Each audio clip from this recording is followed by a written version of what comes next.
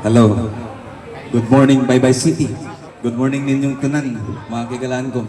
Thank you sa opportunity na gihatag sa Ginoo gialaw sa ato higala.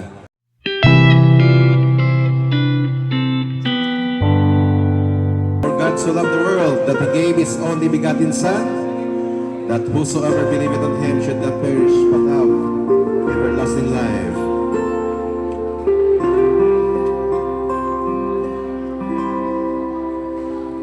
Give thanks with a grateful heart. Give thanks unto the Holy One.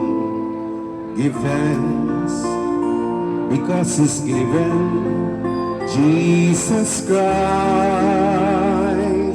His Son.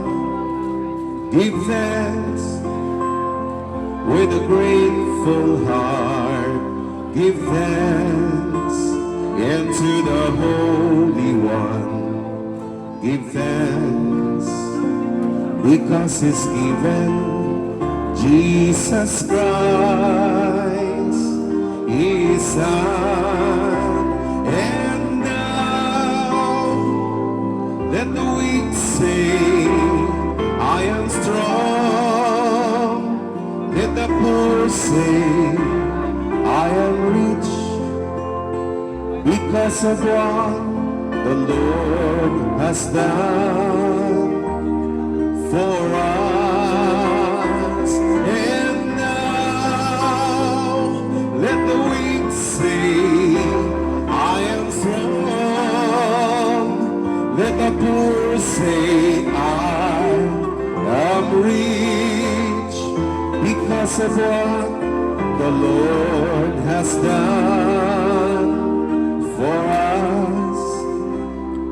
Give thanks.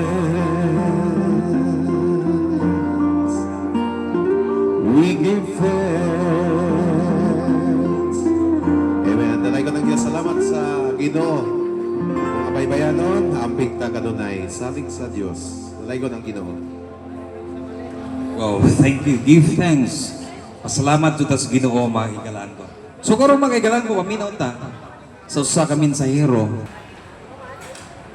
Thank you, Pastor Norman. To God be the glory. This is for the very first time na ako po ay makapag-share ng Word of God. At before na mag-share ko sa inyo sa Word of God, nais ko mag-testify o mag-testimony sa inyo kung giunsa ko sa pagbag-o sa atong Ginoo. Di wataka ko, hindi lingid sa atong lahat na napakadaghang relihiyon. Actually kami, mga religyoso yung mga tao. Pag sinabi mga Valenzuela, mga religyoso na. Mga devoted na sa relihiyon. But sad to say, dili relihiyon ang akong i-share sa inyo, kundi personal relationship sa atong Ginoo. Kaya ang pagiging born again, that's not a religion. This is a personal relation nato sa atong Ginoo. Nakita kinahanglang gyud nga mudoon ta sa Ginoo para maisumpay ang atong relasyon sa iya, kay naputol man ang atong relasyon tungod sa pagkakasala, sa pagsulay.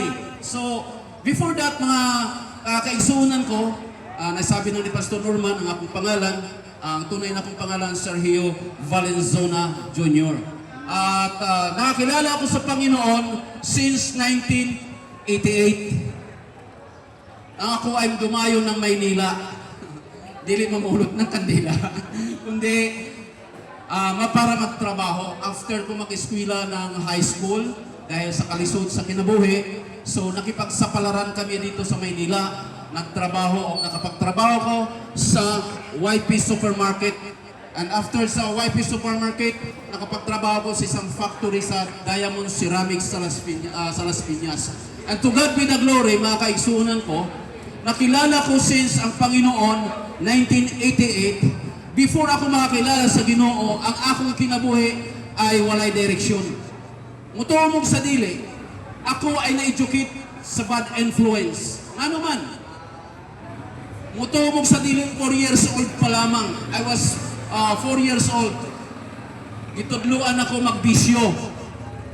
Manigarilyo, uminom, Dili na ko saktan ang yung damdamin na testimony na ako ni. Personal na akong testimony sa inyo ha. Jesus is the way for changes, the way for salvation, at sa lahat o sa tanan nga pamaagi. Siya ra gyud ang makabag-o sa atong kinabuhi. Na bisag ikaw moingon ka, napaka-worst sa akong kinabuhi, drug-addict ako, walay imposible sa Ginoo. Pag-uhong ka sa Ginoo, kay nga naman ako mismo during the time dili pa uso ang siya ko, nagmamariwana ako, gibag-o ko sa Ginoo. Amen. Kung wa ko baguha sa akong Ginoo, pinaagi sa iyang mga pulong. Maybe natukhang na ako o napatay na ako. Kung wa ko makakilala sa Ginoo. So to God be the glory. Tungod sa iyang pulong, nabago ang akong kinabuhi. I encourage you mga kapatid sa Panginoon, mga kabaybayanon ko, ng mga kaparintihan o mga kababayan. Si Kristo ang atong kinahanglan. He is the way, the truth, and the life. Ayaw o gaksa ang imong relihiyon, gaksa ang pulong sa Ginoo, kay ikaw makamatnon sa kamatuoran, o ikaw maidugtong nimo ang imong relasyon sa Ginoo. Kung kita ay nagkasala sa Ginoo, ang Ginoo anda mong pasaylo sa atong mga sala. 1 John chapter 1 verse 9. Kung ato ikumpisal ang atong mga sala, isugid na atong atong sala sa atubangan sa Ginoo. He is faithful and just to forgive our sin. See, gibisang pag-unsa kadako ang imong kasalanan sa atubangan sa Ginoo kung ikaw andam nga maghinulsol sa Dios sa imong mga sala. He is faithful and just to forgive our sin. Bisang pagmuingon ka, ikaw ang pinaka-worst, pinaka-kiyos ni ining silong sa kalibutan, unless kapag ikaw ay muduol sa Ginoo, He will forgive you. Pasayloon ka sa atong Ginoo. Kay nga naman, tungod ang Ginoo, dili siya ingon sa tao, na pag pinasaylo nimo o imong usbon, ingon lang ang muingon ng tao, kadunay ka nalang pabalik-balik, pero ang Ginoo, kay kitang tao, dili man ta perfecto.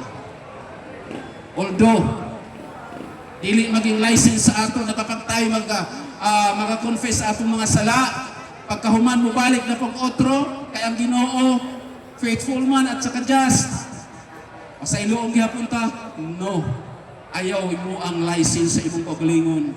Na ikaw magkasala o i-confess nimo sa atubangan sa Ginoo.